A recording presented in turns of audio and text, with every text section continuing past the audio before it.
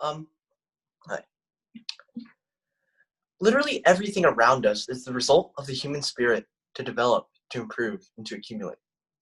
But this spirit is crushing. We become locked in a race to the top. And yet the fact that the race can never be won never stops us from spending our entire lives running it. And our horizon may be infinitely far away, and yet we remain fixated on that. And I think we forget that every single race has two parts.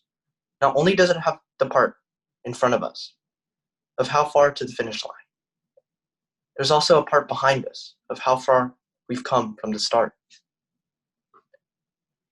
And so today, I'm here to tell you that I think we should spend more time looking behind us and appreciating how far we've come.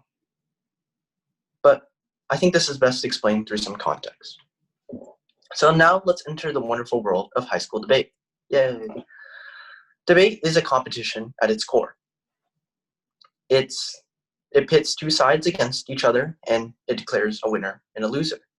And like other competitive events, there are rounds after. In sports, we call these playoffs. In debate, we call them elimination rounds. And at tournaments, in order to qualify for elimination rounds, which are the goal of every single tournament, you want to get as far into the elimination rounds or the playoffs as you want, or as you can. In order to qualify for these rounds, you have to have a positive winning record. That is, more wins than losses. And so where do I come in? Over 2 years and now 10 debate tournaments, in 9 of those, I've come 1 win short of being able to qualify for those elimination rounds, or 8 times in a row. If it helps, I'm basically the Dallas Cowboys. Good in theory and on paper, but in reality, disappointing. But even as I kept beating myself up about this, I never realized the bigger picture. Some people never made it this far, for whatever reason. And a 50% win rate is still better than 40%, or 30%, or 20%. And if me today met me from 1 year or even 2 years ago, I don't think the younger me would believe how far I've come. Perhaps we should put this into even further context. A few weeks ago, I attended a tournament, and I walked away with 3 wins and 3 losses. Again, 50%, and I needed 4 wins in order to continue. Disappointing. And to make matters worse, I lost 2 rounds in which if I'd won either of them, I could have gone through. So I was pretty angry by this. But again, I never saw the bigger picture here because this tournament was a national level tournament. And it was my first national level tournament. And to imagine that I'd be at a tournament with this much prestige and be able to walk away with 3 wins was something that I didn't think was possible a few months or even a few weeks ago. Even if I don't have the trophy to show for it, I've grown so much in debating, communicating, being social, and being a team player that it would be a disgrace to disregard all of that in favor of material validation.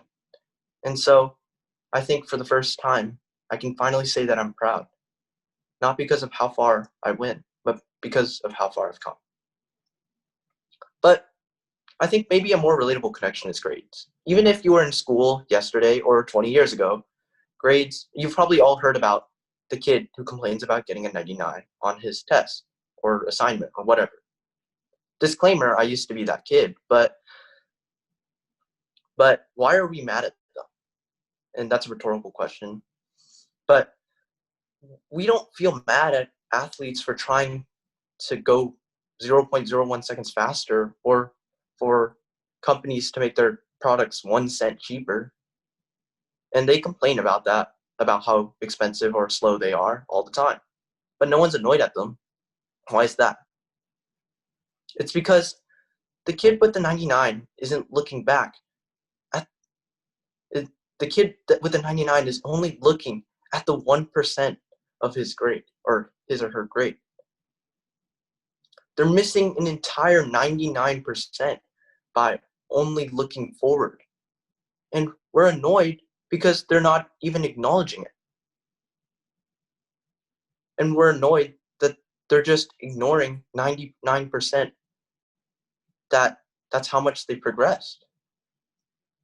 And so I think that's really the root of the problem here.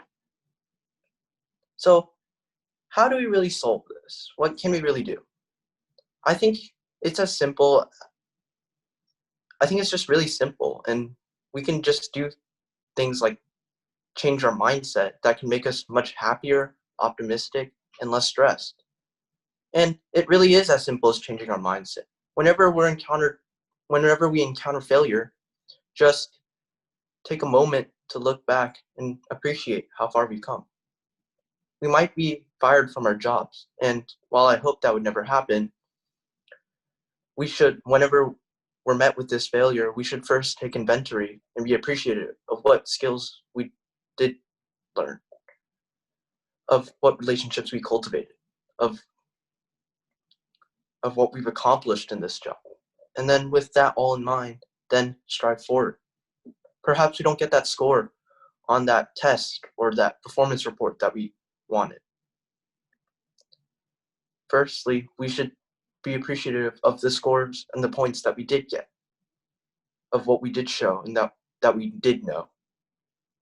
And then with that in mind, strive forward. I think personally, this is something that's really helped me. It's made me a lot more thankful for my current progress, and it might have even saved me in some times. And I really think that this is a lesson that we should all learn. While it's great to challenge yourself and aim to be the best, sometimes we should take some time just to look back, because being at the top and staying at the top is impossible. Honestly, it's a catch-22. There's no way for us to escape. There's no way for us to succeed in the end. So we should change our mindsets and understand that there's a whole bigger picture behind us. But the point of this talk isn't just to say that we should stop becoming better. If anything, we should both look back and strive forward together. Instead, it's my hope that, in the words of Technoblade, that we'll look back at where we started and be amazed at how far we've come. End quote. And that's just really the essence of it. I think we should all just be proud of how far we've come. And as I end this speech, I want to just say thank you to Hania for inspiring me to give this speech in the first place. Because without her and the rest of the Capel debate team, many of whom are on this very same stage right now, I don't think I ever would have looked back at the bigger picture. And I can only imagine how much worse off I would be without it. Thank you.